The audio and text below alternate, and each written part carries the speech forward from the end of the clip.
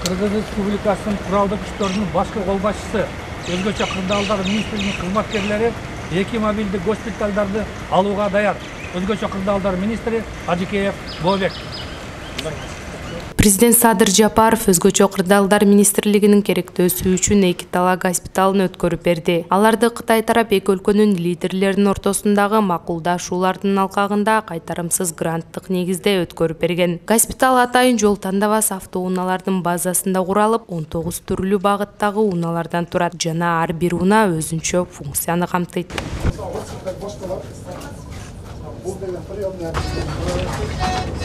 Бұл да реанимация. Ушундай реанимационный палаткадан эки оор, ар бири 4 оор. Маскага кислород туташтырып коесуз. Комплектте бар. Ар бир орунда ушундай Результаты 5 минут ичинде. 5 минутта.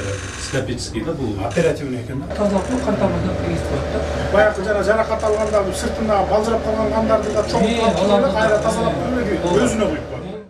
Мамлекет башчысы өз сөзүндө бул госпиталдар айттырбай келген ар кыл апаттардан адамдардын өмүрлөрүн сактарына ишенимин билдирди. Заманбап техникалар куткаруучуларыбыздын, өрт өчүрүүчүлөрүбүздүн түйшүктүү жумушун кыйла жеңилдетет.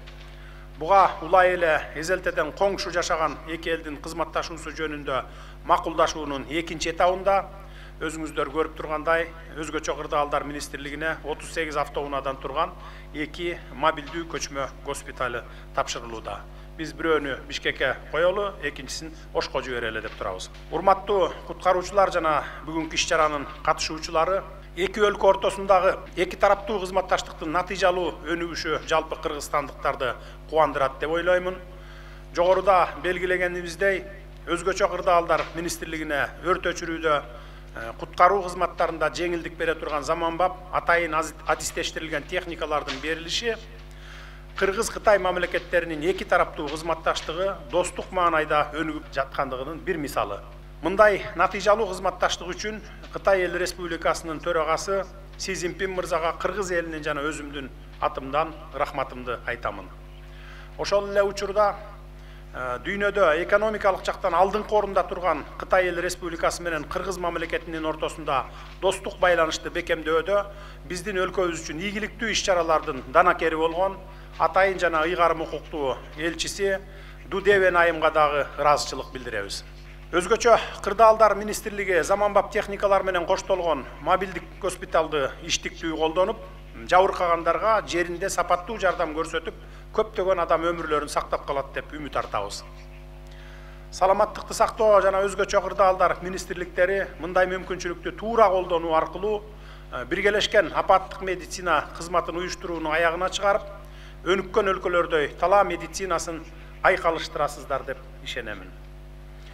Бул жабдуу өзгөчө кырдаалдар чыккан аймактарда ыкчам, жеткиликтүү жана квалификациялуу медициналык жардам көрсөтүүгө түрткү болот. Сөзүмдүн акырында айтарым, заманбап жабдуулар сиздердин ары түйшүктүү, ары сыймыктуу жоопкерчилик менен аткарган ишиңиздерге көмөкчү болсун. Ушул жылы 1 февралда өрт өчүрүүчү техникаларын тапшырып жатып, куткаруучулук кесипти эл сыймыктана турган кесипке айландырам деп эл алдында айткан элем. Бүгүн да ошол сөзүмдү зор ишеним менен кайра кайталай алам.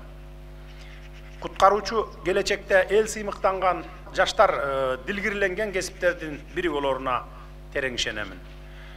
Элибиз сиздерден адам өмүрүн куткарууда, табигый кырсыктарды алдын алууда, мындан ары да ийгиликтерди жаратат деп үмүт кылат. Кудайым кыргыз элин бөөдө кырсыктардан сырткары кылып, журтубуздун тынчтыкта, токчулукта, бейпилчиликте жашоосун насип этсин. Бул жерде өрт өчүрүүчү лаборатория тушителей, который, по своим, скажем так, характеристикам метров, и вот этот же огнетушитель тоже способен потушить такой же. То же самое. То же самое. Срабатывает